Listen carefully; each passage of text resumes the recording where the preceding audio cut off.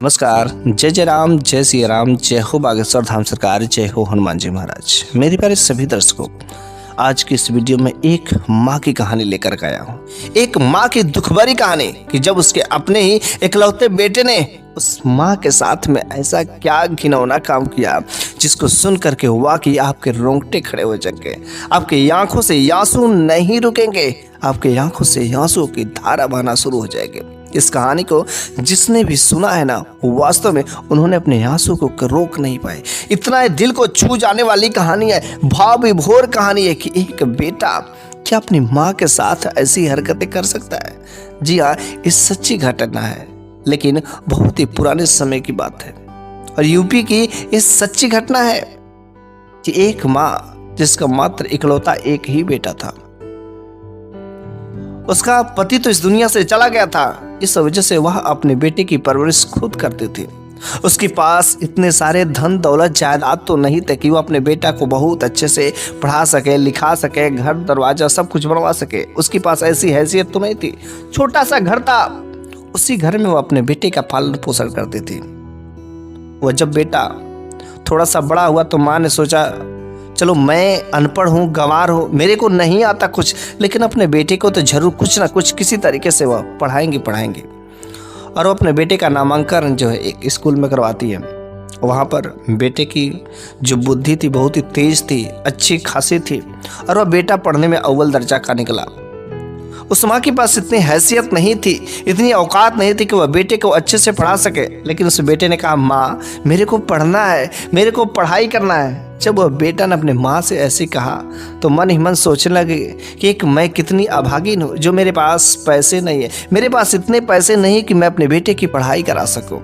लेकिन मन ही मन उसने सोचा, अगर मेरा बेटा कह रहा है तो मैं कुछ भी हो जाए मैं अपने बेटे को पढ़ाऊंगी।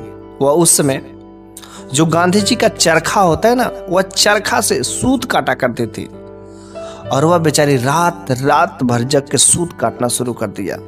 और उसके बदले जो 4 पैसे जो मिलते थे ना, वह अपना पेट काट कर उन पैसों को बचाती थी और उन पैसों को ले जा करके बच्चों का जो फीस होता है पढ़ाई के लिए वह दिया करती थी। लेकिन जैसे जैसे वह बच्चा जो है अगली क्लास में जाता है, उसकी में और अधिक पैसे की जरूरत पड़ती है। बेचारी वह बूढ़ी तो हो चुकी थी, उसका दर्द धीरे धीरे बढ़ता ही जा रहा था, क्योंकि अब उसके पास इतने तो दम तो नहीं थे। धीरे धीरे उसका जो बल भी खत्म होता जाता, लेकिन उसको अपने बेटे के पढ़ाने की लालसा थी। वह माँ अपने बेटे को पढ़ाने के लिए उस शहर में भेजती है कि मेरा बेटा अब शहर में गया है पढ़ने। लेकिन वह बेटा अपनी माँ से पैसा मांगता और तब जब मांगता, यह माँ समय से उसके सारे के सारे जितना भी मांगता उसके पैसे भेज दिया करती थी।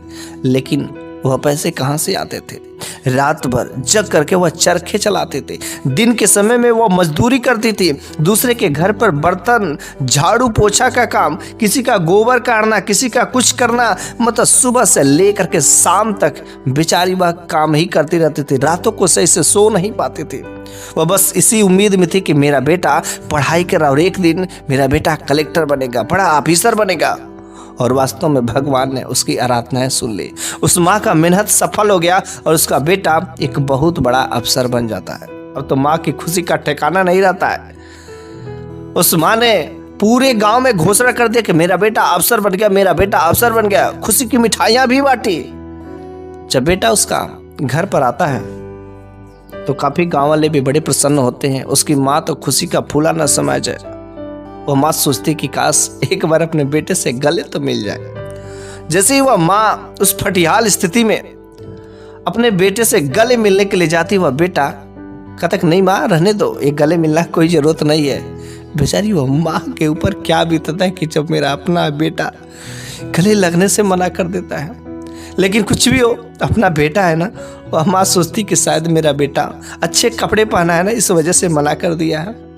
कोई बात नहीं। वह जाती है घर में से पानी उन्हें पीने के लिए लेकर के आती है, बेटा को पानी पिलाती है और कहती है कि बेटा कुछ दिन अगर रुक जाते तो बड़ी अच्छी बात है। लेकिन जब बेटा घर पर आता है ना, तो भी वह माँ जो है यही काम करती रहती है। रात को चरखा काटती है, दिन में दूसरों के घर का बर्तन धोती है, किसी झाड़ू पोछा करती है। और वह बेटा कहता है कि माँ अब ये सब काम तुम्हें करने की कोई जरूरत नहीं है। आज तक तुमने जो काम किया बहुत किया, अब तुम किसी दूसरे के घर पर कोई बर्तन, कोई काम नहीं करोगे, कोई चरखा नहीं काटोगे। अब मैं जो हो गया ना तेरा बड़ा बेटा, तेरा एक ही बेटा, और मैं अफसर हो गया, अब तुझे सब काम करने की जरूरत नहीं है। वह माँ जब बेटा ऐसी बात कहता ना, उसके माँ के दिल को इतना ठंडक मिलती है कि हाँ मेरा बेटा आज अफसर बन गया, और खुद अपने कह रहा है कि माँ अब तुम्हें काम करने की जरूरत नहीं है। उसकी माँ अगले दिन से ही ये सब काम करना बंद कर देती है। बेटा कुछ दिन रहता है, माँ कहती है कि बेटा अब तो तू बड़ा अफसर भी बन गया है, हाँ अब तो पैसे की कमी नहीं है, क्यों ना तू अपनी शादी कर लेता है। और मैंने एक जो है तेरे पापा के दोस्त है ना, उनकी एक बेटी है, मैंने उनसे वादा किया था कि जब मेरा बेटा बड़ा होगा तो ना उसी से मैं तुम्हारी शादी कराऊंगी। और वह बेटी, वह लड़की आज तक तुम्हारे इंतजार में है। वह बेटा कहता है कि माँ अरे मैं एक अफसर बन गया हूँ, मैं एक बड़ा अधिकारी हूँ, लेकिन तुम क्या गरीबों की बात करती हो? हाँ मैं भला उस गरीब से मैं कैसे शादी कर सकती हूँ? माँ ने कहा अरे बेटा मैंने उसे वचन दिया, मैंने उसे वादा किया था कि जब मेरा बेटा बड़ा होगा तो तुमसे ही शादी होगी। बेचारी वह तुम्हारे इंतजार में आज तक बैठी हुई है। उसके पिताजी भी आस लगा करके बैठे हुए कि बेटा से मेरी शादी होगी, लेकिन तुम क्या कर रहे हो? और बेटा कहता कि नहीं माँ कुछ भी हो जाए, मैं जो है वैसी लड़की से, गरीब लोगों से मैं बिल्कुल ही शादी नहीं कर सकता। वह बेटा अपनी गरीबता को भूल गया रहता है, क्योंकि उसने कभी मेहनत तो की नहीं, पढ़ाई लिखाई की, पढ़ाई लिखाई करने के बाद अफसर। वह तो गरीबी का माहौल जो उसकी माँ समझती क्या होती है गरीबी। वह बेचारी माँ उनके घर पर जाती है और उनसे माफ़ी मांग लेती है, कहती कि भाई साहब मुझे माफ़ कर दीजिए, आप अपने बेटी की शादी कहीं और पर कर दीजिए, मेरा बेटा मना कर रहा है। मैंने तो कही लेकिन मेरा बेटा अब मेरी बात नहीं मान रहा है, आप लोग मुझे माफ़ कर दीजिए। वह जो आंखों में आंसू लिए उस भाई साहब के घर से अपने घर पर चली आती है। और उस दिन बेटा कहता है कि माँ अब हमारी पोस्टिंग जो है किसी दूसरे शहर में हो गई है और तुम्हें यहाँ से अब चलना पड़ेगा, गांव को छोड़ना पड़ेगा। उसने कहा ठीक है बेटा चलो, जहाँ तुम रहोगे। अपने बेटे की खुशी में एक माँ की खुशी होती है, बेटा खुश है तो माँ खुश। तो बेटा वह अपनी माँ का सारा सामान लेकर के वह शहर में जाता है, और शहर में लेकर के एक अच्छा सा घर बनवा करके और वहाँ पर अपनी माँ को लेकर के रहता है। वह तो उसके पास अब पैसे की कोई कमी नहीं थी, धन दौलत कोई कमी नहीं थी। दिन पर दिन जो उसका प्रमोशन होता ही जा रहा था और वह एक बड़ा अफसर भी हो गया था। और वहीं पर जहाँ पर वह रहता था उसके घर के ठीक सामने ही एक खूबसूरत लड़की से उसका आवागमन शुरू हो गया, उससे बातें चित्तें होने लगी। वह भी लड़की जो है इसके इंतजार में बाहर खड़ी रहती थी एक नज़र देखने के लिए, और वह देखते ही देखते में कब जो प्यार में बदल गया पता ही नहीं चला। दोनों लोग एक दूसरे से बेइंतहा मोहब्बत करने लगे। यहाँ वहाँ जाना, पार्टी मनाना, सिनेमा हॉल में जाना, पिक्चर देखना, मूवी देखना, पार्क में जाना, सारे के सारे काम बाहर बार शुरू होने लगे।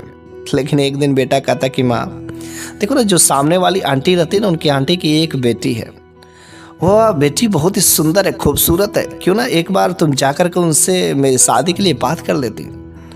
वह बूढ़ी माँ, बूढ़ी तो हो चुकी थी, उसने कहा कि ठीक है बेटा अब तुम शादी करने के लिए लायक हो, चलो क्यों ना, जब तुमको पसंद है तो मैं जाकर के बात ही कर लेती हूँ। और बूढ़ी माँ जा कर के उस घर पर सामने वाली आंटी के यहाँ अपने बेटे की शादी के लिए वहाँ पर जो है सिफारिश लेकर के जाती है। चूँकि बेटा अच्छा खासा ऑफिसर था, पैसे भी कमा रहे थे, प्रमोशन भी मिलता ही जा रहा था, और वह बेटी उससे मोहब्बत भी करती थी, प्रेम करती थी, इसलिए दोनों लोगों का रिश्ता हो जाता है और फिर धूमधाम से बड़े ही अच्छे से शादी भी होती है। शादी होने के बाद जो है वह बहू घर में आ जाती है। लेकिन एक बात थी कि जब वह बूढ़ी माँ अब तो ना तो चरखा काटती, ना तो सूत बीनती, ना तो किसी दूसरे के घर जाकर के बर्तन धोती, ना कोई झाड़ू पोछा का काम करती, बस अपना ही घर का थोड़ा बहुत काम जितना भी उससे हो सकता था तो करती थी। लेकिन बाकी दिन भर का समय उसके पास खाली बैठा ही रहता था, तो वह कुछ ना कुछ काम किया करती थी, भगवान का भजन कीर्तन किया करती थी, क्योंकि उसके पास सब वही थे और वो भी जानती थी कि बुढ़ापे का समय है और भगवान का कीर्तन भजन करना ही मेरा काम है। और वह अपने कमरे में बैठ करके भगवान का कीर्तन भजन किया करती थी। और जब वह बहू उस घर में आ जाती है तो बेटा तो चला जाता है अपने काम पर, लेकिन जब वो बहू सोई रहती थी तो माँ जब कीर्तन भजन करती, माँ जब आरती करती, भगवान की पूजा पाठ करती, तो बिल्कुल उस बहू को अच्छा ही नहीं लगता था। कभी कभी तो अपनी उस बूढ़ी सास माँ को झटकार देती थी, बोल देती थी कि आप क्या करती है, हाँ? बल्कि जो बहू थी ना, भगवान को 1% भी मानने वाली नहीं थी। कभी पूजा पाठ नहीं करती थी, कभी साफ सफाई पर ध्यान नहीं देती थी। बस वह खाती और ऐसे से पड़ी रहती। घर में एक मिडवाइफ रख दी ताकि वह आए, खाना बनाए और जाए। लेकिन जो यह बूढ़ी माँ थी ना, उसको ये सब बातें अच्छा नहीं लगता था कि एक जो बहू है दिन भर घर में वैसे ही पड़ी रहती है और घर में घर का जो छोटा सा थोड़ा बहुत काम करने के लिए दूसरे को बुला करके काम करवाती। लेकिन बेचारी उस बूढ़ी माँ का चल भी क्या सकता है। तो वह माँ बस अपने भगवान के भजन कीर्तन में लगी रहती थी। कभी कभी तो अपने उस बेटे से कुछ पैसे भी मांग करके भगवान के मंदिर में जा करके दान किया करती थी, आरती किया करती थी, भजन किया करते थे। लेकिन एक बार उसकी बहू ने उसके बेटे से कहा कि देखिए, जो ये आपकी माँ है ना, ये मेरे को बहुत तंग करती, मेरे को बहुत परेशान करती है। ये दिन भर घर में बैठ करके पता नहीं क्या क्या बड़बड़ाती रहती है, मेरे को समझ नहीं आता है। इनको मना कर दीजिए कि ये सब काम बिल्कुल ही ना करें। वह बेटा अपनी माँ को बुला कर कहता है कि माँ, ये जो तुम काम करती हो, इससे तुम्हारी जो बहू है इसको डिस्टरबेंस होता, परेशानी होती, क्यों ये तुम काम करती, छोड़ दो ये सब काम, बिल्कुल बस खाओ पियो आराम से पड़ी रहो। वह माँ कहती कि नहीं बेटा, भगवान का भजन कीर्तन करना कोई बुरी बात नहीं है, ये अच्छी बात है। और हमारा तो बुढ़ापा चल रहा है और बुढ़ापे में बस भगवान का कीर्तन भजन नहीं करेंगे तो क्या करेंगे। अब मेरे पास इतने बल नहीं है कि मैं जो कुछ और कर सकूं। धीरे धीरे उस बूढ़ी माँ की आंखें भी धीरे धीरे की रोशनी कम होती जा रही थी। बेचारी वह बात नहीं मानती और धीरे धीरे अब वह कीर्तन भजन भगवान के नाम पे किया करती थी। इधर जो है उसकी बहू का एक जो सुंदर सा बेटा होता है, उस बूढ़ी माँ का एक नाती होता है, एक पोता होता है। वह बूढ़ी माँ जब अपने पोते की खबर सुनती है, नाती को देखती तो बड़ी ही प्रसन्न होती है। अब तो वह दिन भर वह अपने नाती को, अपने पोतों को खिलाने में व्यस्त रहती थी। और जैसे जैसे वह पोता बड़ा हुआ ना, तो वह अपनी माँ से कम लगाव रखता था, बल्कि अपने उस बूढ़ी दादी माँ से ना, जो अपनी नानी थी, उससे बहुत ही मोहब्बत करता था। उनके पास ही सोना, उठना, बैठना, सब कुछ काम की करता। और नहीं तो और वह जो बूढ़ी माँ थी ना, उस नाती को, उस पोते को ना भगवान का भजन करने के बारे में सुनाती, कुछ गीत सुनाती, भगवान के बारे में कुछ कथाएं सुनाती थी। वह बेटा जिसके वजह से उस कहानियों को, उस कथाओं को सुनने में बड़ा ही रुचि रखता था। वह अपने माँ से कम मोहब्बत करता था, वह अपने माँ के पास सोता तक नहीं था। और यह बात जो उसकी बहू को बिल्कुल ही बहुत बुरा लगता था कि मेरा बेटा मेरे पास नहीं रहता है, इस बुढ़िया के पास में रहता है। इस बुढ़िया ने जरूर कुछ मेरे बेटे के ऊपर जो जाल ताल फैला ही दिए, जिसकी वजह से मेरा बेटा मेरे पास नहीं रहता। उसे बहुत कष्ट होता है।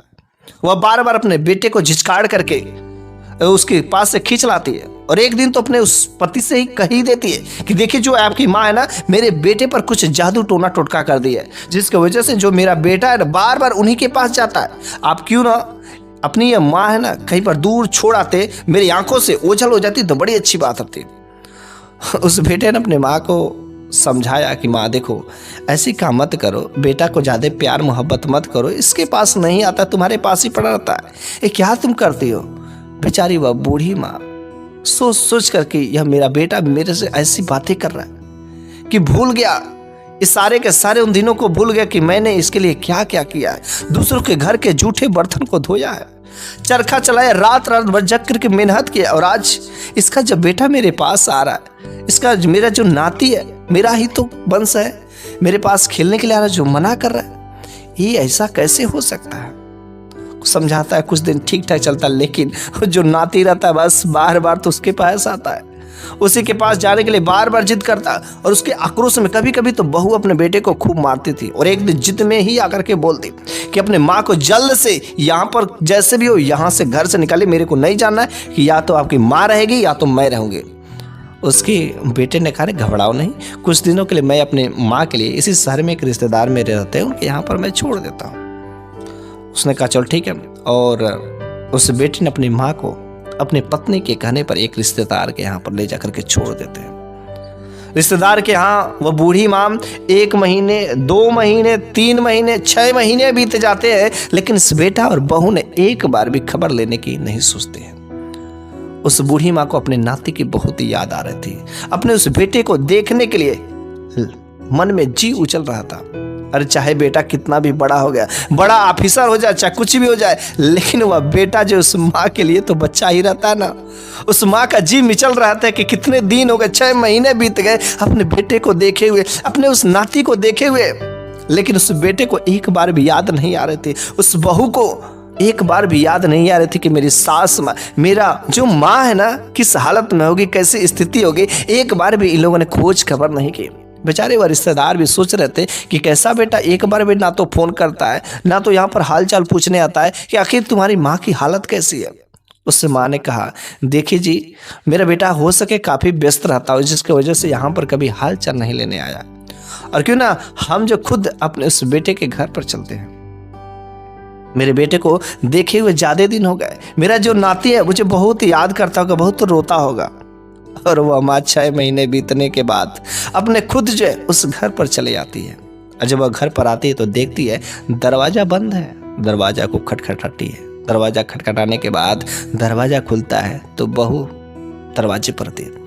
और बहू कहती, लो ये आ गई, अरे तुम्हारी माँ, ये देखो आ गई फिर से ड्रामा करने। वह बेटा तुरंत निकल करके आता है और दरवाजे पर देखता है कि मेरी माँ आई है। तो उस बेटे ने कहा, अच्छा चलो ठीक है, जब तुम आ ही गई हो तो अंदर आ जा। उस माँ के दिल के ऊपर क्या गुजरा कि मेरा बेटा ऐसे कर रहा है, अरे जब तुम आ ही गई हो तो अंदर आओ। अरे मैंने क्या नहीं किया, हे भगवान, क्या मेरे को यही दिन देखने बाकी थे क्या। लेकिन जैसे ही उसका नाती, जैसे उसका पोता ने सुना कि मेरी नानी आई है, मेरी दादी आए हैं, बेचारा वह खुशी के मारे उसका जी जो है रोक नहीं पाता। और बेटा वह पोता भगा भगा भगा जाता है, अपने उस दादी के से लिपट जाता है और रो करके कहने लगता है, दादी माँ आप कहाँ चली गई थी, कहाँ चली गई थी। इतने दिनों से मैं बार बार पापा से कह रहा था, मम्मी से कह रहा था कि मेरी दादी माँ कहाँ गए, लेकिन ये लोग कभी बताते ही नहीं थे। दादी माँ आप मुझे छोड़ करके क्यों गए थे। बेचारा छोटा सा बेटा, छोटा सा पोता, वह क्या जानेगा कि आखिर मेरी दादी माँ के साथ मेरे पापा मम्मी क्या सलूक कर रहे हैं। और फिर से वही काम शुरू हो गया कि अब वह बेटा अपने उस दादी के पास से कभी नहीं जाता था, क्योंकि ऐसा उसको शक हो गया था कि मेरी दादी माँ फिर से अगर मैं छोड़ के कहीं जाऊंगा तो मेरी दादी माँ फिर से कहीं चले जाएंगे। इस वजह से हमेशा अपने उस दादी माँ के पास रहता था, ताकि मेरी दादी माँ फिर से कहीं मेरे को छोड़ करके चली नहीं गए। वह अपने माँ के पास नहीं रहता था, क्योंकि उसकी माँ बार बार उसकी दादी माँ से दूर करने की कोशिश करती थी। और हर तरीके से वह जो बूढ़ी दादी माँ थी ना, अपने उस पोते को प्रेम करती थी। और जब इतना प्रेम होता गया तो फिर से उसे शक हो जाता है कि फिर से ये बुढ़िया आ गई है, फिर से कलमुही आ गई है मेरे बेटे को अपने बस में करने के लिए। वह अपने पति से कहती कि क्यों ना इस बार जो आपकी माँ है ना, देखिए अब तो ये रोज अलग अलग घर में ड्रामा भी करती है, कभी कहर के चलती है तो अलग अलग इनको दुख होता है, धीरे धीरे चलती है। मेरे को इनका ये शकल अब मुझे देखना पसंद नहीं है। आप जल्दी से कैसे भी करके इस बूढ़ी माँ जो आपकी माँ है ना, इसको घर से निकाल दीजिए, नहीं तो मेरे से बुरा कोई होगा नहीं। बेचारी वह जो बेटा अपने उस पत्नी का बिल्कुल एक गुलाम बन गया था। उसे अपनी माँ की 1% भी फिक्र नहीं थी कि मेरी माँ ने मेरे लिए क्या क्या किया है, कैसे कैसे पैसे वह इकट्ठा किए। एक बार भी वह नहीं सोचता कि मेरे पिता नहीं थे, कोई जो सरकारी नौकरी नहीं थी, कोई बहुत बड़ा व्यापार नहीं था कि मेरी माँ जो है पैसे इकट्ठा करके मेरी पढ़ाई, एक बार भी उसे याद नहीं आता है। और वह बेटा अपनी पत्नी को ही बातों को मान करके एक बार जो उसका पोता रहता है उसको भी ले करके और अपनी पत्नी को भी ले करके वह जो है बेटा अपनी माँ को ले करके जाता है और वृद्धाश्रम में छोड़ करके चला आता है। जो उसका पोता रहता ना, उससे काफी रोता है, अपनी दादी माँ को छोड़ना नहीं चाहता, लेकिन उस बेटे और बहू ने मिल करके अपने बेटे को खींच करके जबरदस्ती ला करके गाड़ी में बैठा करके ले करके चले जाते हैं। वह छोटा सा बच्चा रोता है, दादी माँ दादी माँ दादी माँ। उधर वह दादी माँ रो रही है कि मेरा जो बेटा है मेरे को वृद्धाश्रम में छोड़ गया, मेरा 1-2 वक्त की रोटी मेरे से उसको खिलाया नहीं जा रहा है। क्या भगवान, इसलिए तो यहाँ पर रखा था। लेकिन वह बेचारी बूढ़ी दादी माँ करे तो कर भी क्या सकते थे, इसके सिवा उनके पास कोई चारा भी तो नहीं बचा था। जाए तो हो सके वह घर से बाहर धक्के मार करके निकाल दे। अब तो वह बूढ़ी माँ वहीं पर रोज अपने बेटे के बारे में सोचती, अपने उस छोटा सा पोता जो था उसके बारे में सोच सोच करके रोती थी और वही वृद्धाश्रम में गुजारा करने लगे। कुछ दिन बीत जाते हैं, 2 महीने, 4 महीने, 6 महीने, साल भर बीत जाते हैं, लेकिन वह बेटा और बहू एक बार भी खबर नहीं लेने आते हैं। उसका पोता बार बार अपनी माँ से कहता है, अपने पापा से कहता है, पापा मेरे को दादी माँ के पास ले चलो, मेरे को दादी माँ के पास ले चलो। कभी कभी वह छोटा सा बच्चा जिद पर आ जाता अपनी दादी माँ के पास जाने के लिए, लेकिन वह छोटा सा बच्चा कुछ नहीं कर सकता। लोग उससे मिलवाने के लिए कभी नहीं लाते। इधर उस बूढ़ी माँ को बहुत ही अपने उस नाती को, अपने उस पुत्र को याद आती थी। जब साल भर बिताते हैं तो बूढ़ी माँ सोचती कि चलो एक बार बस मैं चलती हूँ और अपने बेटे से, अपने उस नाती को देख करके बस मैं चली आऊंगी। और बूढ़ी माँ अपने बेटे से, अपने उस नाती से मिलने के लिए चल पड़ती है। वहां पर जाती हैं तो फिर पहले ही के जैसे उन लोगों ने देखा कि वो बूढ़ी माँ चली आए तो बेटा ने कहा, चल ठीक माँ, अगर आ ही गई हो तो 2-4 दिन रह ले, फिर से तू चली आना। लेकिन 2-4 दिन में ही इस बार तो जो उसका पोता था ना, वह कुछ नहीं करता था सिवाय अपनी दादी माँ के पास रहने का। वह अपने दादी की माँ के पास 1 सेकंड वह नहीं छोड़ता था, इतना उससे मोहब्बत करता था। और जितना ही उसका बेटा, उसका पोता उसके पास रहता था, उतना ही उसको बहू को कष्ट होता था, जलन होता था। और अभी तो 2 ही दिन बीते थे, उसके बहू को देखा नहीं गया कि मेरा जो बेटा है उस बुढ़िया के बस में हो गया है। उस बुढ़िया ने जरूरी कुछ टोना टोटका करा दिया है, कुछ ऐसा बस में कर लिया है जिसकी वजह से मेरा जो बेटा मेरे पास नहीं रहता है। उसका जब पति आता है तो वह बहू जो है अपने पति से कहती कि देखिए, आपकी माँ को डायन है, डायन। कुछ ना कुछ जो वशीकरण, कुछ ना कुछ टूने टोटके कर करके देखे जो मेरे बेटे को बिल्कुल अपने बस में करती जा रही है। इस बार कुछ ऐसे अपने माँ के साथ में करिए ना कि दोबारा कभी कहीं पर भी वापस आए ही नहीं। इस माँ को क्यों ना ले जाकर के आप जंगल में छोड़ाते, ताकि किसी शेर का, आज किसी बाघ का, किसी जंगल जानवर का शिकार बन जाते, फिर वह दोबारा कभी नहीं आते। उसने बेटे ने कहा, मेरी माँ है और मैं अपनी माँ के साथ ऐसी कर सकती हूँ। उसकी पत्नी ने कहा, ठीक है, तब रहना तो अपनी माँ के साथ रहिए, मैं चल जा रही हूँ, आप रहना रहिए। बेचारा वह बेटा अपनी पत्नी के ऐसी गुस्ताखी पर जो है गिर जाता है। उसके आगे जो है उसकी कुछ बुद्धि नहीं काम करती और वह बेटा और बहू अपने उस माँ को जो है, बूढ़ी माँ को जंगल में छोड़ने के लिए, जंगली जानवरों के बीच छोड़ने के लिए तैयार हो जाते हैं। जब उसका जो पोता सोया रहता है तो उसी वक्त उसने अपने उस बूढ़ी दादी माँ को कहा कि चलो ठीक है, अब तुम्हारा समय हो गया, चलो तुम्हें वृद्धाश्रम में छोड़ करके चले जाते हैं। वह बूढ़ी माँ अपनी आंखों में आंसू लिए उस जो पोते की मोह माया लग रही थी, लेकिन वह तो पोता सोया हुआ था। आंखों में आंसू लिए गाड़ी में बैठ जाते हैं। जब गाड़ी में बैठ जाते, लेकिन वह तो माँ यही समझ रहे थे कि मेरे को बेटा और बहू वृद्धाश्रम में लेके जा रहे हैं। उन्हें शायद क्या पता था कि मेरे को कहाँ ले जा रहे हैं। और ले जाते हैं और जंगल में ले जाते हैं। वह बूढ़ी माँ कहती है कि देखो बेटा, मेरी आंखें तो कमजोर हो गई है, मेरे को समझ नहीं, लेकिन ये सब तुम लोग इतना समय से गाड़ी चला रहे हो कि ले कहाँ जा रहे हो। बेटा ने कहा, बस माँ वृद्धाश्रम में ही ले जा रहे हैं, घबराओ नहीं, तुमको वृद्धाश्रम में सही जगह पर ले जाएगा। चलते चलते शाम हो जाती और घनघोर जंगल में गाड़ी प्रवेश कर जाती है।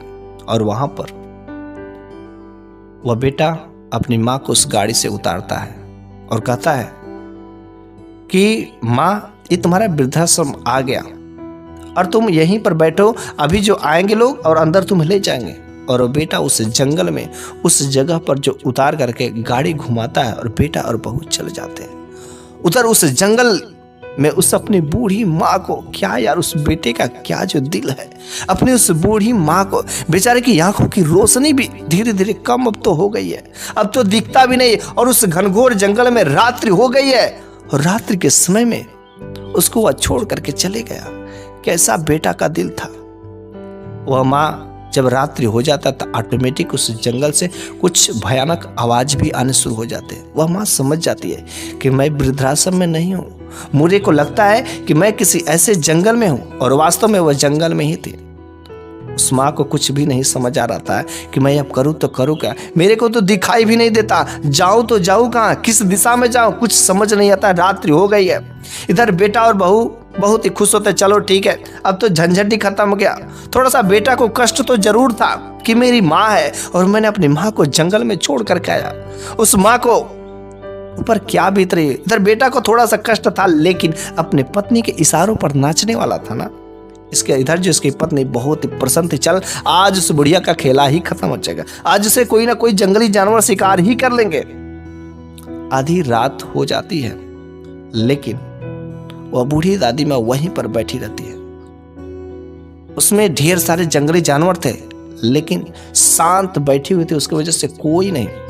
और ऊपर वाले की कृपा से ऐसा लगता है कि एक फरिश्ता जो भगवान का रूप जो है, एक साधु बाबा रात्रि के समय में उस बूढ़ी माँ का हाथ पकड़ करके गुजरते हैं।